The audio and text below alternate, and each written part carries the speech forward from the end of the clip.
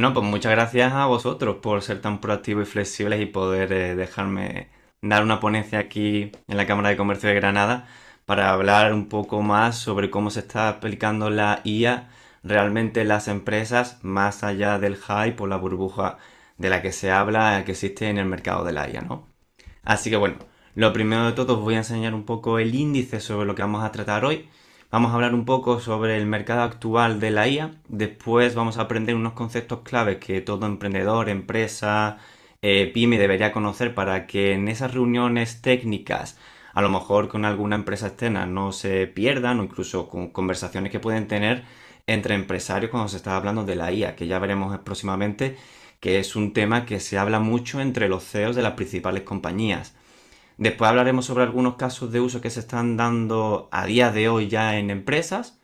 Hablaremos un poco sobre la tecnología sobre la que se está apoyando todos estos casos de uso, términos, etcétera. Después, posteriormente, os mostraré como una demo práctica, es decir, algo que realmente cualquier empresa podría empezar a usar a día de hoy. Esto es importante porque vais a ver realmente para qué se pueden usar este tipo de automatizaciones de IA y no para otras cosas que, bueno, que también se dicen por ahí que, por ejemplo, pueden ser usadas como creación de contenido para millones de cosas. Entonces, bueno, os quería demostrar una demo práctica para algo, una necesidad que cualquier empresa puede tener. Y ya finalmente unas conclusiones y ya os mostraríamos, bueno, pues cómo podéis contactar con nosotros.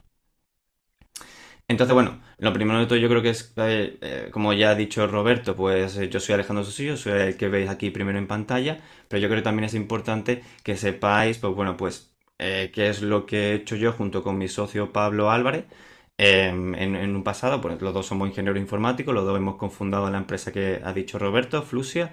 Tenemos varios años de experiencia en desarrollo software, yo estoy más enfocado en desarrollo software con Python, que es lo que ha dicho Roberto, que es el lenguaje principal sobre el que se apoya, sobre el que se apoyan todos los paquetes de IA, ¿vale? Y mi compañero Pablo es el que es más desarrollo full stack y también se enfoca más en el tema de la infraestructura. Entonces, bueno, los dos hemos sido quienes hemos preparado esta presentación para todos vosotros, ¿vale? Que es que yo creo que es importante siempre decir quiénes han hecho esta ponencia, esta presentación, para que veáis de que, bueno, un poco sabemos del tema, ¿no? Entonces ahora ya vamos a meternos un poco en lo que viene siendo en la ponencia en sí. Vamos a hablar primero sobre el mercado, sobre la situación actual del mercado de la IA, ¿vale? Para ello me voy a apoyar en este artículo de esta empresa que se llama IoT Analytics, que es una empresa que se dedica a mensualmente sacar reportes de, bueno, de diferentes temas. Y por ejemplo, en este que os presento ahora mismo en pantalla, es un reporte en el que analizaban la situación actual de la IA. En esta gráfica que vemos aquí os he señalado con dos flechas azules los temas que nos van a interesar más a nosotros. Esta gráfica está hecha a través de una muestra en la que se preguntó a 5.000 empresas de Estados Unidos, se les preguntó a sus CEOs cuáles eran los temas de los que se hablaban en esas reuniones que tienen los CEOs de cuenta de resultados, ¿no?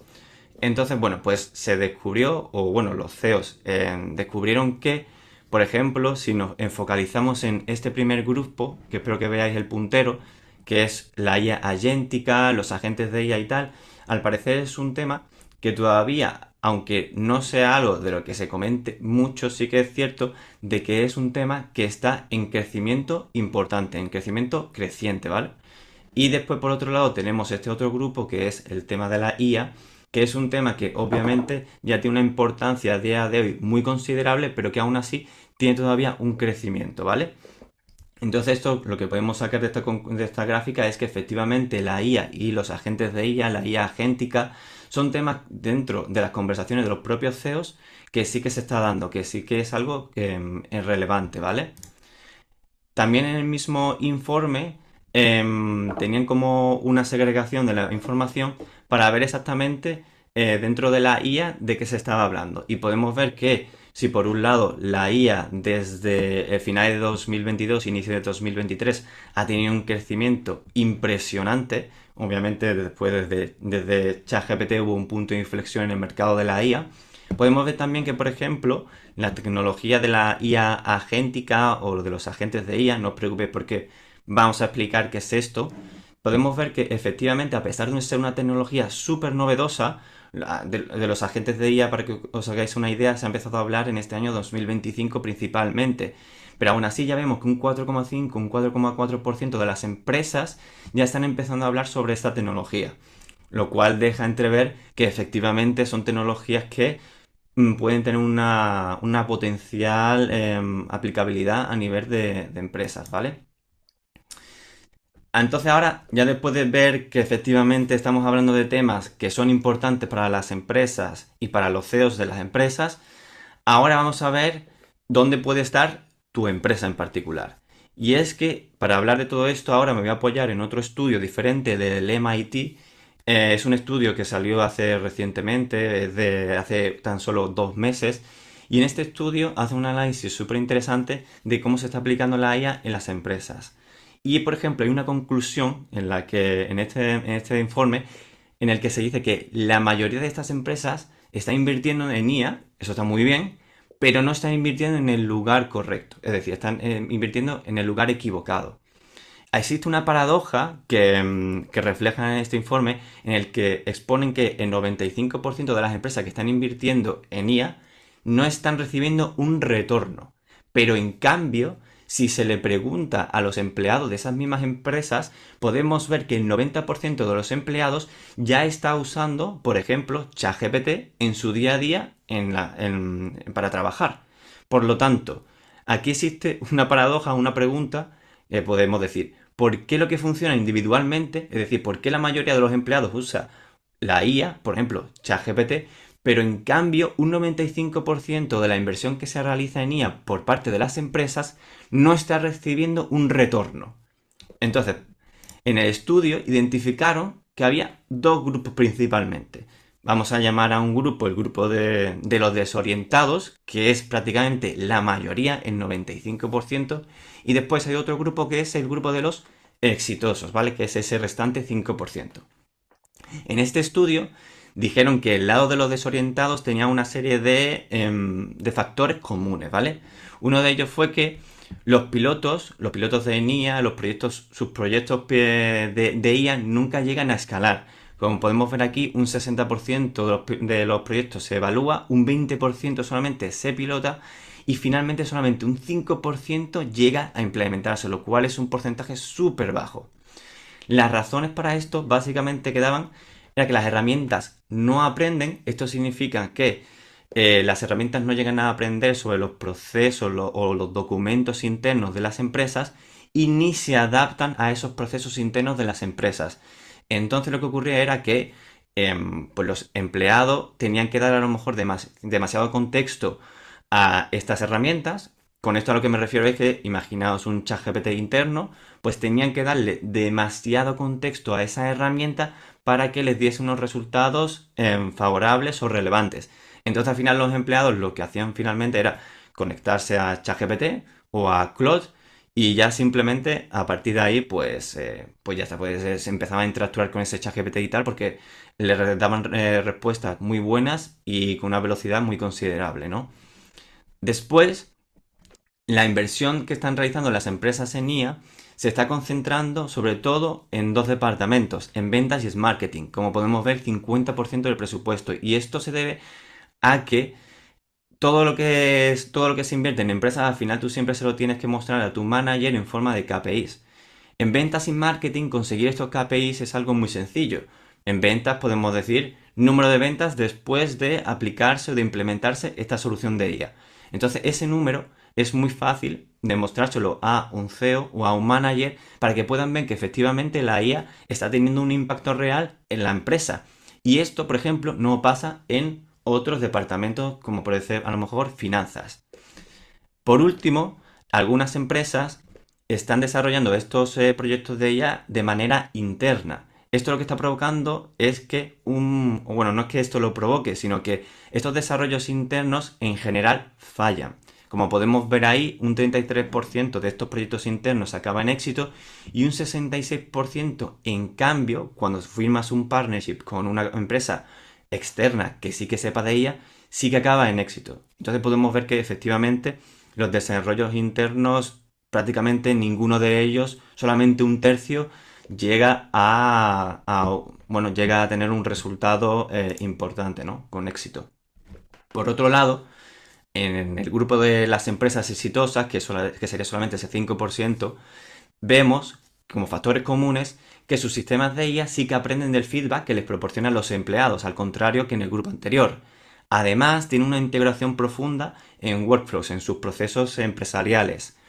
Por último, sí que hay un ROI, o las empresas perciben un ROI real, ¿no? Esto a lo que me quiero referir es que estas empresas, dado que sus sistemas de IA sí que aprenden del feedback y tienen una buena integración con sus procesos actuales de la empresa, pueden, por ejemplo, dejar de depender de otras empresas en algunos departamentos. Por ejemplo, hay empresas que tienen externalizada el marketing o tienen externalizada la parte de servicio al cliente o, no, sí, o del contacto al cliente. Pues todas esas empresas, al aplicar estos sistemas de IA, pueden rescindir esos contratos, ahorran dinero y por lo tanto eso después se traduce en un ROI, ¿vale? Y estas empresas sí que sí eligen bien a sus partners, a sus empresas exteriores y son capaces de contratar empresas que sí que sepan y, bueno, pues les proporcionan herramientas de ella que realmente les sean útiles. Entonces, bueno, esa relación siempre es muy importante entre empresa y partner, ¿no? Y empresa exterior que les proporciona esos servicios de IA. Entonces, ahora que ya sabemos un poquito cómo está el mercado de la IA actualmente, cuáles son esos factores diferenciadores entre las empresas que tienen éxito y las que no a la hora de aplicar IA en sus procesos empresariales, ahora vamos a explicar un poquito cuáles son esos conceptos que son necesarios si queremos gestionarnos bien en una conversación con una empresa o con otros CEOs, lo que sea. Al final la IA ya hemos visto de que es un tema del que se habla entre CEOs y en general, bueno, en casi todo, ¿no? Vemos que la IA no es... ¿Vale? Momentito, porque por algún tipo de razón no podéis ver el título. Pero bueno, la información importante es esta que veis aquí. Debemos distinguir tres conceptos clave, que son las automatizaciones, los flujos de trabajo y los agentes de IA. Os he puesto también los términos en inglés, porque en general siempre todo viene, en informática todo viene en inglés, ¿vale? Y básicamente las automatizaciones son tareas predefinidas que ya están basadas en reglas, ¿vale? Y se ejecutan de manera automática. Las automatizaciones han existido desde hace ya muchísimos años. O sea, esto no sería nada novedoso. Lo que pasa es que, bueno, ahora cuando se habla de automatizaciones parece que siempre se habla de automatizaciones con IA y eso realmente no es así. Automatizaciones ha habido siempre y no siempre tiene que ser con IA. Después tenemos los flujos de trabajo, que yo los voy a llamar como AI Workflows. Aquí ya sí que hay pasos predefinidos, pero aquí sí que se estaba ya usando la IA en alguno de esos pasos.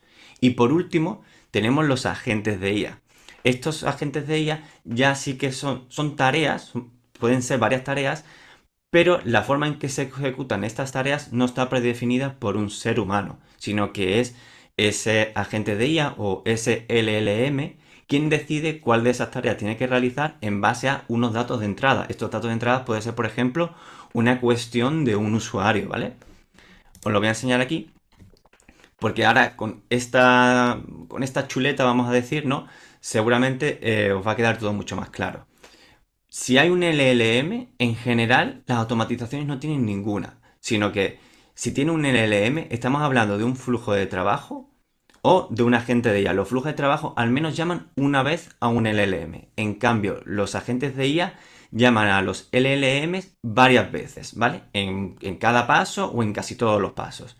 Si tenemos en cuenta el flujo de trabajo o el flujo de la información, tanto las automatizaciones como los flujos de trabajo siguen esas rutas predefinidas que ya ha definido, pues, por ejemplo, el desarrollador. En cambio, los agentes de IA, la ruta se define en base a lo que el LLM vaya dando como resultado, ¿vale? Como output.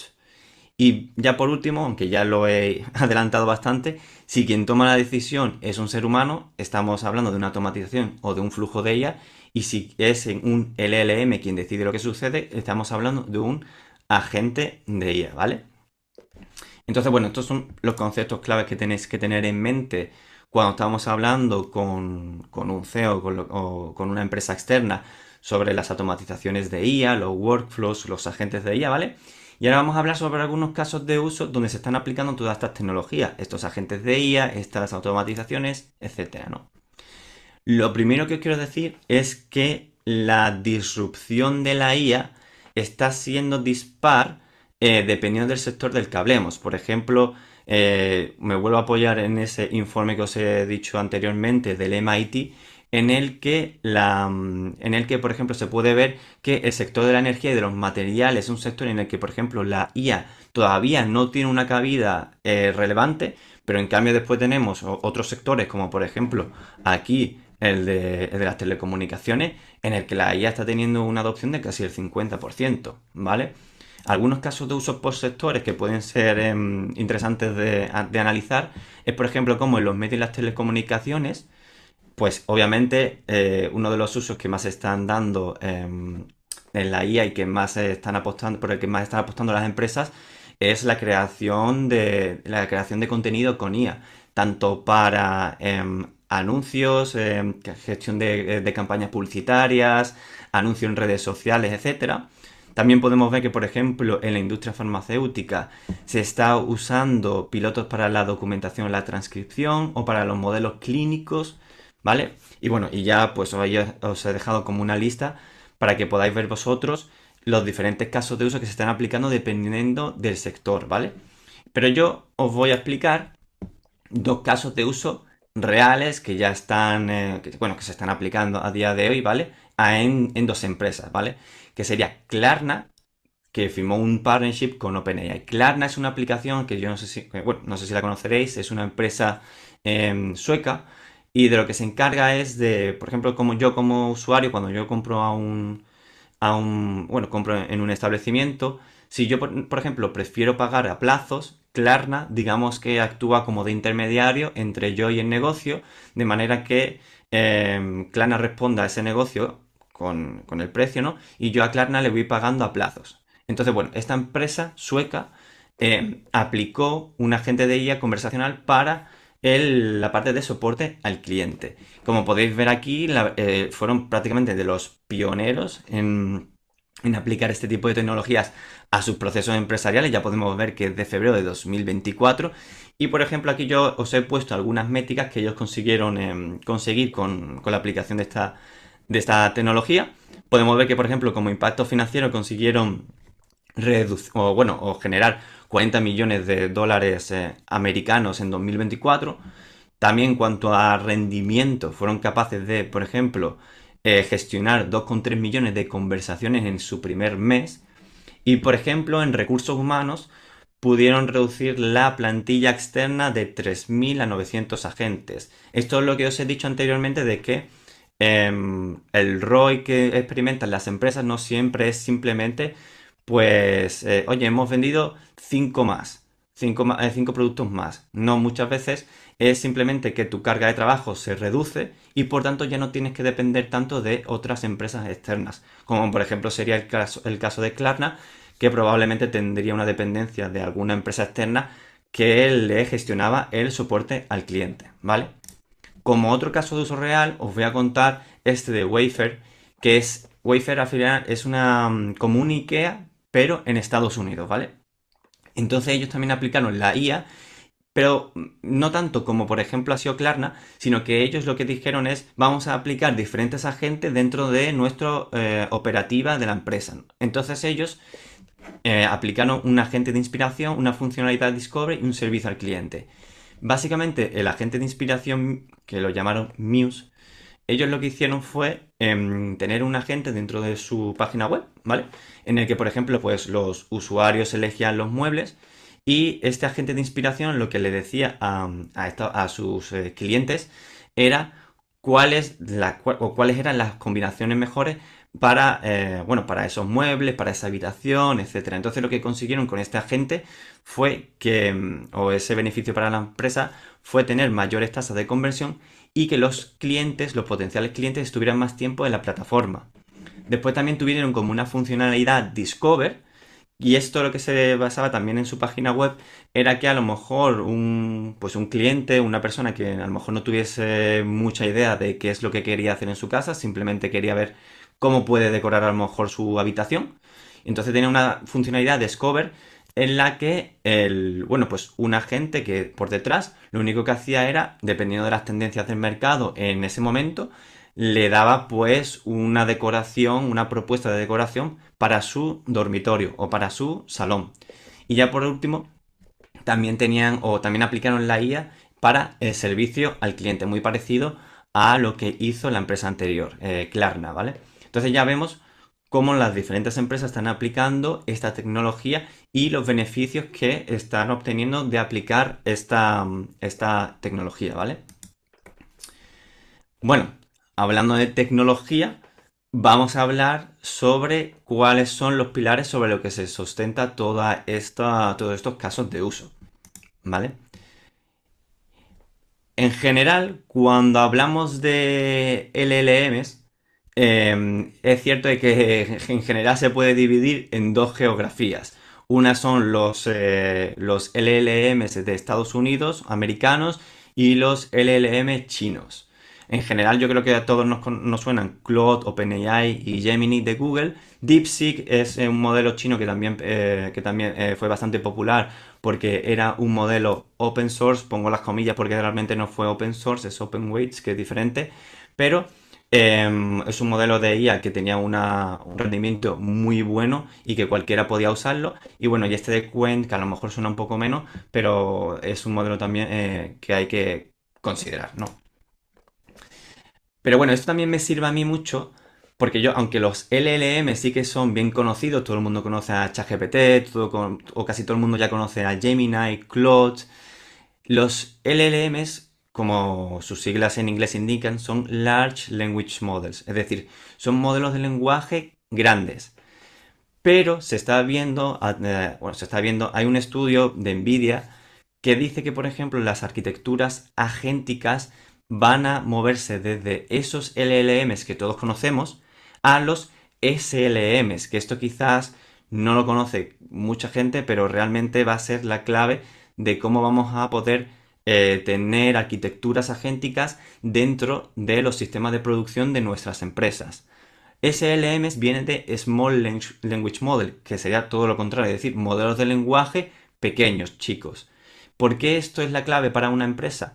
Porque los SLMs son modelos de IA mucho más pequeños cuya latencia, es decir, tiempo que tarda en dar unas respuestas, es mucho menor y su coste es mucho más eficiente que un LLM. Lo cual esto para las empresas, imaginémonos un proceso en el que se procesan 5.000 peticiones al día. Claro, aquí el coste y la velocidad es clave. Quizá la velocidad no tanto, pero sobre todo el coste. Porque si por cada request, vamos a decir si por cada petición nos cuesta $5 y eso es al día, imaginémonos cuál puede ser la factura al final del mes para una empresa por usar una automatización o un workflow de IA. Al final, por intentar aplicar IA, a lo mejor la empresa tiene que se arruina, literalmente, ¿vale?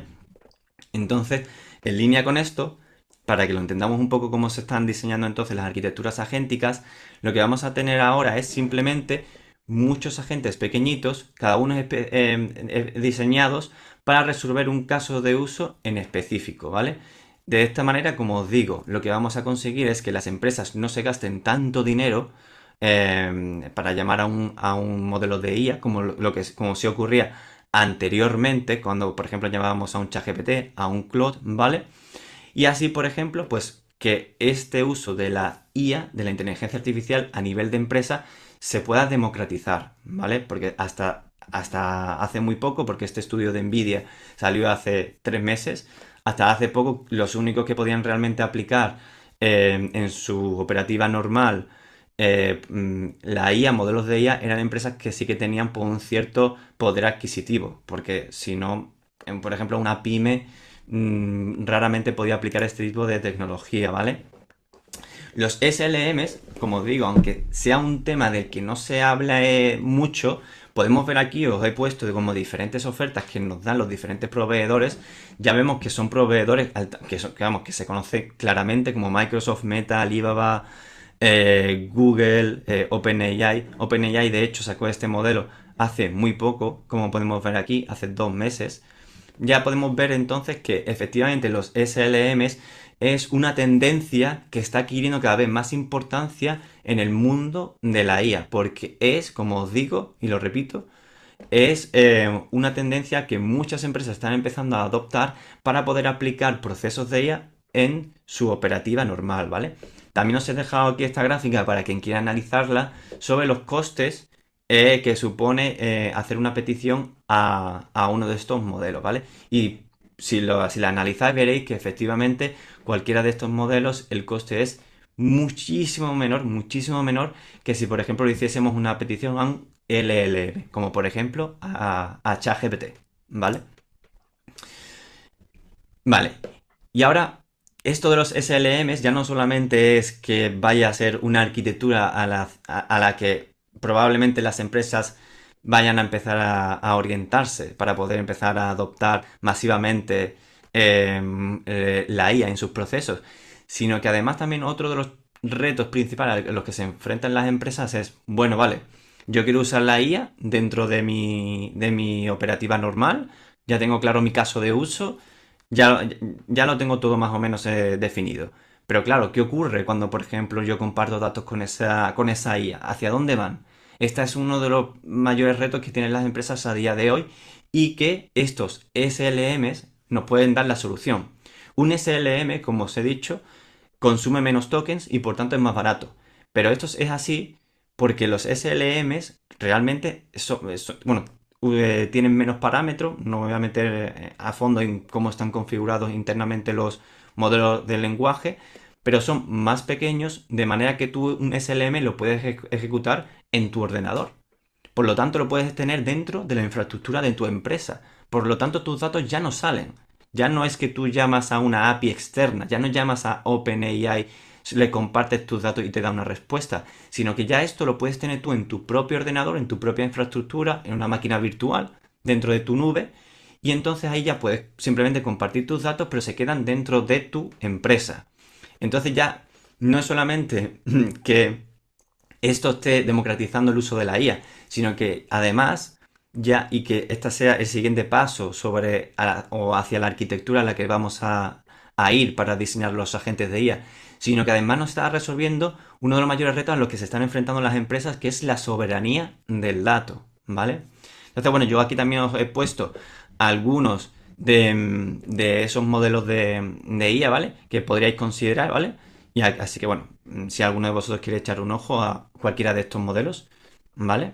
Os lo dejo ahí en ese listado.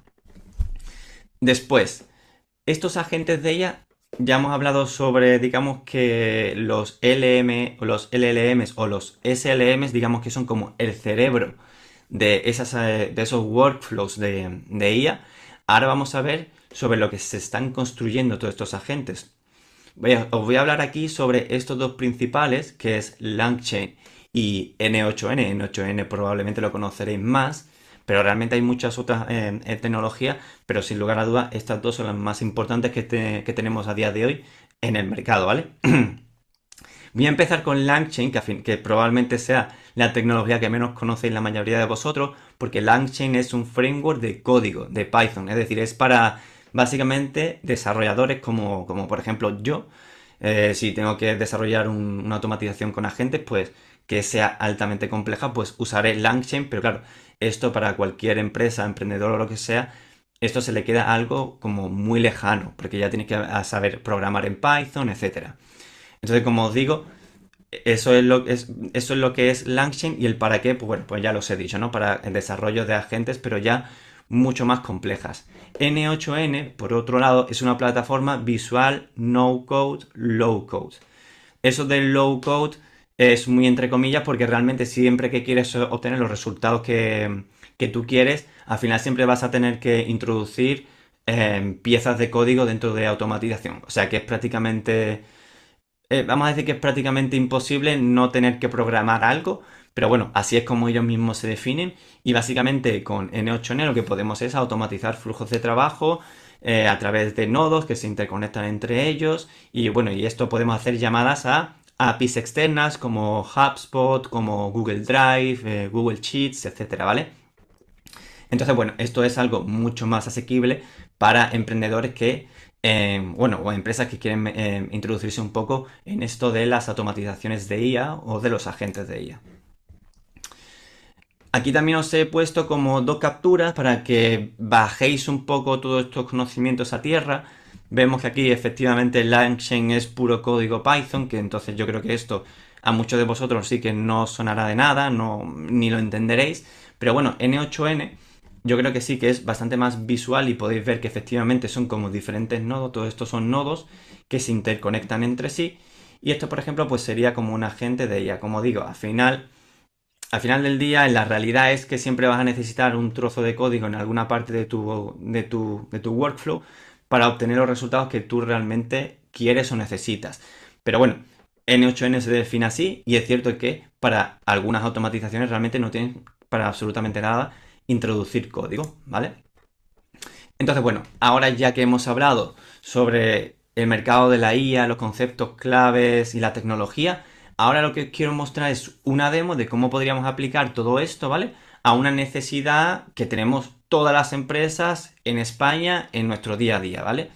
Esta necesidad es, pues, por ejemplo, la declaración del modelo 303 de la agencia tributaria, la declaración del IVA. Que esto lo tenemos que hacer, o lo tienen que hacer todas las empresas de forma, o bueno, cada trimestre, ¿no? Entonces, si me lo permitís, me voy a ir de la presentación. Yo creo que todavía se ve la pantalla. Entonces yo lo que os voy a mostrar es qué es lo que va a hacer esta automatización, ¿vale? Que tengo aquí. Que como podéis ver, son diferentes nodos interconectados entre sí, ¿vale? Y entonces esto ahora, bueno, os lo voy a ejecutar. Primero os voy a explicar un poquito qué es lo que va a hacer. Esto lo que va a hacer es cogerme este template del modelo 303, ¿vale? Y me lo va a generar, ¿qué es esto? ¿Vale? Y me lo va a generar, vale, un momentito que no puedo acceder aquí, un momentito. Vale. Esto lo que me va a generar es, me va a coger este template de esta plantilla del modelo 303 y me va a crear una todos los días, uno o todo el primer día de cada trimestre, ¿vale? Es decir, el 1 de enero, después sería el 1 de abril y así ya con cada 3 meses, el primer día me genera un modelo, ¿vale? Después yo me he creado aquí como unas facturas de prueba para que también los veáis, ¿vale? Una factura sería esta, por ejemplo. En este caso sería una factura recibida, ¿vale? Que me la envían a mí como Fluxia. Esta, por ejemplo, sería una factura emitida, es decir, yo como Fluxia emito esta factura. Y también hemos introducido como otra factura de este tipo, que también es recibida, ¿vale? Y aquí hemos intentado imitar como una factura en el que, bueno, pues simplemente se le ha hecho una foto a la factura y se le ha enviado, ¿vale? Entonces, lo primero que vamos a hacer con esta automatización, para que veáis un poco cómo funcionan todas estas automatizaciones, vemos aquí que efectivamente lo que se está generando ahora es ese modelo 303. Este modelo 303, ahora nos venimos aquí a la carpeta y veremos cómo se me va a crear este modelo, ¿vale? A ver si se me recarga. Aquí lo tenéis, ¿vale? Como digo, este documento realmente cuando se va a crear va a ser el primer día de cada trimestre, ¿vale? Yo ahora lo mismo lo estoy ejecutando aquí a mano para, bueno, pues para la demo, pero esto en un principio simplemente se programaría para ejecutarse de esa manera, ¿vale? El primer día de cada trimestre. Yo además también lo que me he hecho para, bueno, para esta demo es como imitar de alguna manera que a mí me han llegado dos facturas de dos clientes, ¿vale? Dos facturas que para mí son recibidas, ¿vale? Aquí las veis las dos que me han llegado. Y además yo también, os lo voy a enseñar aquí me ha llegado a mí o yo he enviado una factura, ¿vale? Como podéis ver aquí, yo he enviado esta factura a un cliente, ¿vale? Entonces ahora lo que vamos a hacer es imitar cómo la automatización recogería esa factura y me la va a introducir aquí en el modelo 303, aquí en la pestaña de, bueno, en nuestro libro de facturas emitidas o en nuestro libro de facturas recibidas. Y finalmente me va a calcular el modelo 303, ¿vale? Así que si queréis, vamos a ejecutar la automatización, ¿vale? Ahora esto lo que va a hacer es detectar cada una de esos correos, ¿vale? De esas facturas emitidas o recibidas y lo que va a hacer es, bueno, pues introducir la factura dentro de ese modelo 303 que es el que os he enseñado aquí, ¿vale? Entonces ahora veréis, está ejecutándose. Estos son nodos, por ejemplo, de Gemini, que está analizando las imágenes, ¿vale? Ya le ha introducido la factura, ¿vale? Entonces ahora, si nos venimos aquí, vemos que efectivamente, aquí, ¿vale? Aquí podemos ver que efectivamente ya me ha registrado una de las facturas recibidas, ¿vale? Ya lo vemos aquí. Y el modelo 303 ya está actualizado, ¿vale? Me ha cogido la base y también la cuota, ¿vale? Como podemos ver aquí. Ya me la ha actualizado perfectamente. Y si volvemos a nuestro correo, ¿vale? Aquí en nuestro correo vemos que ya la factura se ha... Porque lo que hace la automatización también es como guardarte esa factura en esta etiqueta aquí dentro de nuestro correo, ¿vale? Y ahora si también lo actualizamos esta parte de aquí, vemos que efectivamente ya se ha puesto con una etiqueta de factura procesada y ya nos ha llegado un correo informándonos de que, oye, de que la factura se ha procesado, ¿vale? Para esta compañía. Ahora, si yo volviese a ejecutar esta automatización, como digo, esto lo estoy haciendo a modo de prueba, pero esto realmente en un sistema de producción se ejecutaría de manera completamente automática sin yo tener que estar aquí dándole al botoncito, ¿vale? Pero bueno, simplemente a efectos de demo lo dejo así. Entonces vamos a ver que me va a analizar otra factura recibida, ¿vale? Me la va a volver a añadir al modelo 303, efectivamente. Y aquí vemos que tengo una segunda factura recibida, ¿vale? Y aquí en el modelo 303, pues veo que me ha hecho la suma de las cantidades y ya tendría esto actualizado.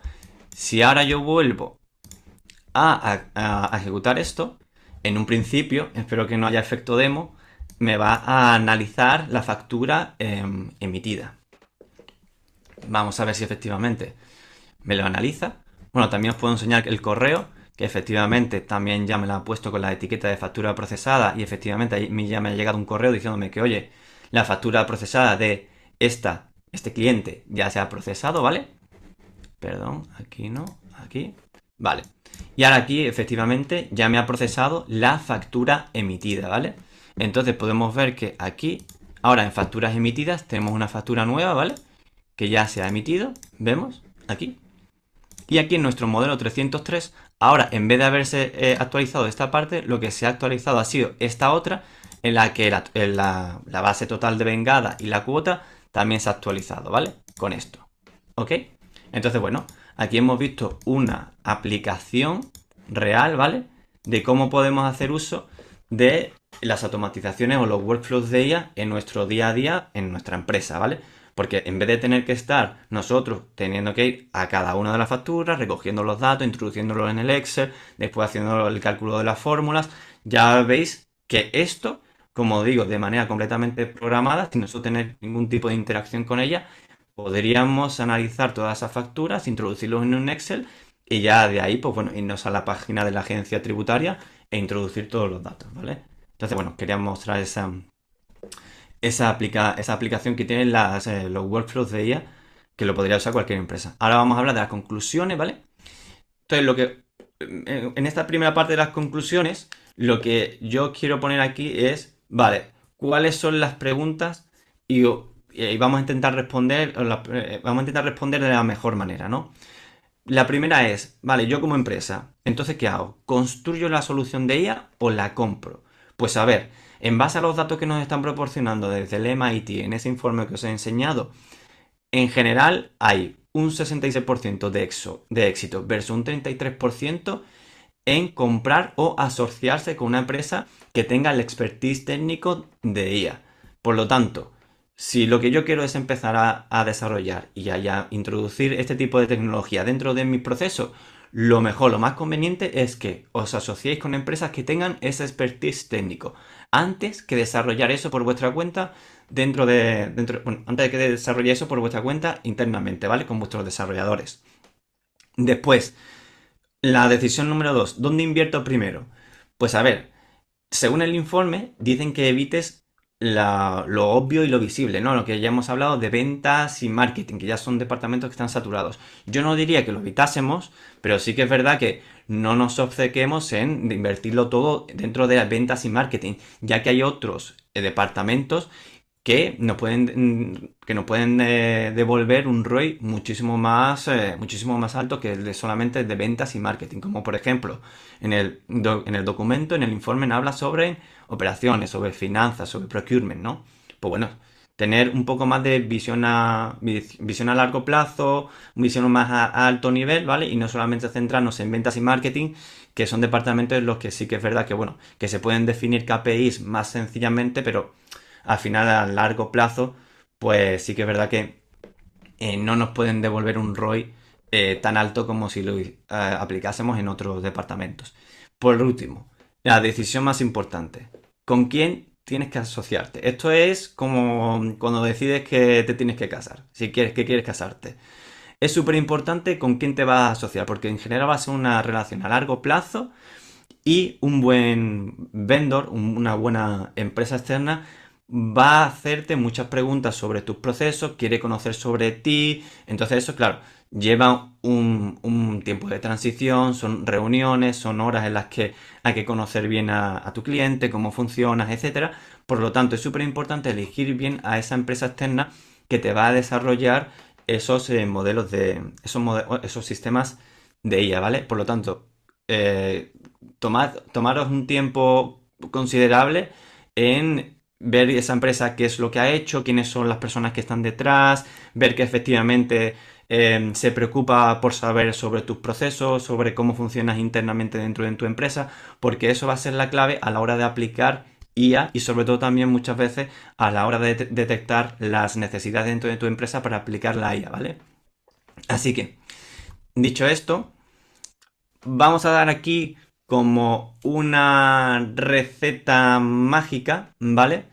No me gusta hablar sobre recetas mágicas porque parece que si digo esto ya es así para todas las empresas y realmente no es así. Esto es más o menos como nosotros trabajamos y vemos que realmente sí que funciona. También apoyados esto en un informe de Google, ¿vale? Pero bueno, no lo consideremos como que esto es así para siempre y para todas. Pero bueno, digamos que vamos a intentar de alguna manera estandarizar un poco el proceso de cuál sería esas fases que una empresa tiene que dar con su vendor, con su empresa externa, para que llegue a buen fin el proyecto de IA. Entonces, la primera fase es lo que ya os he contado anteriormente, que es la fase de esa de diagnóstico. Entonces ahí, bueno, pues se habla con la empresa, se conocen sus necesidades, cómo trabaja, y a partir de ahí es cuando se hace un análisis y se detectan si hay casos de uso potenciales en esa empresa para aplicar la IA. Porque al final, recordad en las primeras diapositivas, sí, las primeras diapositivas, una de las cosas clave del grupo de los exitosos era que tenía una integración dentro de sus procesos. Esto es así porque ya no solamente es que la herramienta de IA aprenda sobre mi operativa diaria en la empresa, sino que el que un sistema de IA aprenda no es algo que vaya a ocurrir en una semana o dos. De hecho, en el estudio del MIT, por ejemplo, remarcan que los sistemas de IA, en cuanto se aplican a las empresas, no tienen un ROI medible considerable, pero conforme pasa el tiempo y la herramienta de IA empieza a aprender más sobre los procesos internos de la empresa y empieza a entender cómo la gente se comunica, por ejemplo, con el agente o con quien sea, entonces cuando la herramienta ya empieza a ser realmente útil en la empresa. O sea, no es algo como, por ejemplo, a lo que estamos acostumbrados a día de hoy en la informática, en la que tú implementas, despliegas y ya está, y al día siguiente ya está funcionando todo, sino que aquí se ve que hay un tiempo de transición desde que tú lo despliegas hasta que tú empiezas a ver unos resultados medibles considerables, ¿vale? Entonces, es súper importante, primero, detectar esos casos de uso, esas necesidades a nivel de empresa, ¿vale? Una vez ya hemos detectado esos casos de uso en esa empresa y efectivamente podemos ver que hay una aplicabilidad una aplicabilidad de la IA, entonces ya es cuando vamos a hacer una selección estratégica, digamos, ¿no? Y es que vamos a priorizar dos o tres casos de uso que tenga un bajo riesgo y que tenga un alto ROI medible. Esto es así porque entendemos que al final, si por ejemplo estamos hablando con el jefe del departamento de recursos humanos o de finanzas, entendemos que esa persona tiene que enseñarle a su manager, de alguna manera, que el dinero que se está empleando en este proyecto de IA está revirtiendo de alguna manera en la empresa. Entonces eso nosotros lo entendemos. Por eso, primero vamos a focalizarnos en 2 o 3 casos de uso específico, bajo riesgo, alto ROI. Y de esa manera pues bueno, pues digamos que la relación siempre va a funcionar mejor, ¿no? Vale. Ya por último, bueno, por último, la fase 3 es la, digamos que ya un piloto ágil. La fase 3 se combina un poco con la fase 4 porque en la fase 3 es cuando ya tenemos un piloto ágil de IA, digamos, desarrollado. Y entonces lo primero que vamos a hacer es ese proyecto de IA lo vamos a desarrollarlo, lo vamos a poner en ejecución en un grupo pequeño de personas para ver cómo funciona, cómo interaccionan esas personas con los sistemas de IA, qué tal interactúan, si aprende el sistema, si no. Y entonces ahí vamos midiendo diferentes métricas como el tiempo, el coste. Ya sabes que cada vez que llamas a un SLM o a un LLM hay un coste. Entonces, bueno, vamos ahí analizando una serie de KPIs, vemos cómo interacciona el equipo con la herramienta de IA y entonces después ahí ya se empiezan a tomar decisiones. Por eso digo que la fase 3 se combina un poco con la fase 4. Porque si esa herramienta de IA se ve que tiene una potencialidad y que tiene, o que bueno, que simplemente es útil para nosotros como empresa, se puede tomar la decisión de escalamos y seguimos desarrollando la herramienta para que se pueda usar en diferentes departamentos o a todo el departamento. O dos, si la herramienta falla y no está dando los resultados que nosotros queremos, podemos decidir si simplemente cerramos ese proyecto y todo lo que ha fallado aprendemos sobre ello para los futuros proyectos.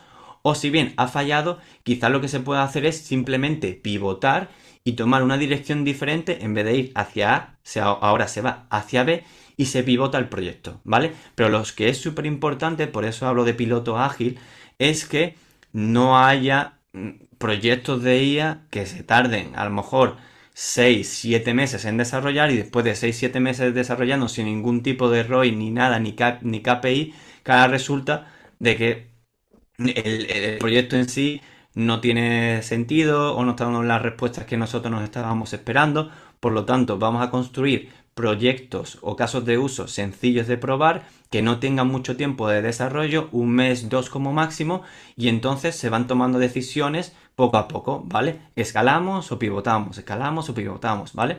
Y así es como en general se pueden llegar a proyectos de IA con éxito dentro de las empresas, ¿vale? Y entonces, bueno, esto también es un poco algo que a nosotros nos gusta mucho decir a las empresas, y es que, porque las empresas al final llegan y claro, a raíz del hype y de todo lo que existe de la IA, quieren hacer como muchísimas cosas, pero lo mejor de todo es, como pongo aquí, piensa en grande y construye pequeño. Es decir, vamos a ir por diferentes niveles y ya después vamos viendo si realmente tiene sentido, si funciona, etcétera, ¿no? Entonces, bueno, pues nosotros definimos estos 3 niveles, ¿no? Primero, focalízate en ese nivel 1, es decir, chatbots, generación de imágenes con IA. Si todo eso funciona, te da buenos resultados, tus empleados están contentos, hay una buena relación, digamos, con la IA, pasamos a un siguiente nivel, en el que ya, por ejemplo, pues podemos empezar a aplicar agentes de IA para el servicio a clientes, ya, por ejemplo, agentes creativos, ¿no? Que te van a generar a lo mejor documentos, creación de contenido o lo que sea. Y ya, por ejemplo, hay un tercer nivel que es cuando ya, por ejemplo, estamos hablando de flujos agénticos o orquestación ya de agentes. Pero ese nivel 3 ya es cuando llevamos ya un buen tiempo trabajando con las empresas o cuando llevas tiempo trabajando con tu empresa externa y ya ves que efectivamente tiene una aplicabilidad en tu negocio, ¿vale? Y ya, pues bueno, pues simplemente pues aquí ya acabaría la ponencia, ¿vale? Y ya lo primero, no quería acabar la ponencia antes sin dar las gracias a Roberto, a Domingo y a Lourdes por darme la oportunidad de hablar aquí en la Cámara de Comercio de Granada, delante bueno, de todos los asistentes. Y ya a partir de aquí, pues bueno, pues soy todo tuyo por si alguno de vosotros tiene algún tipo de duda, cuestión o alguna inquietud.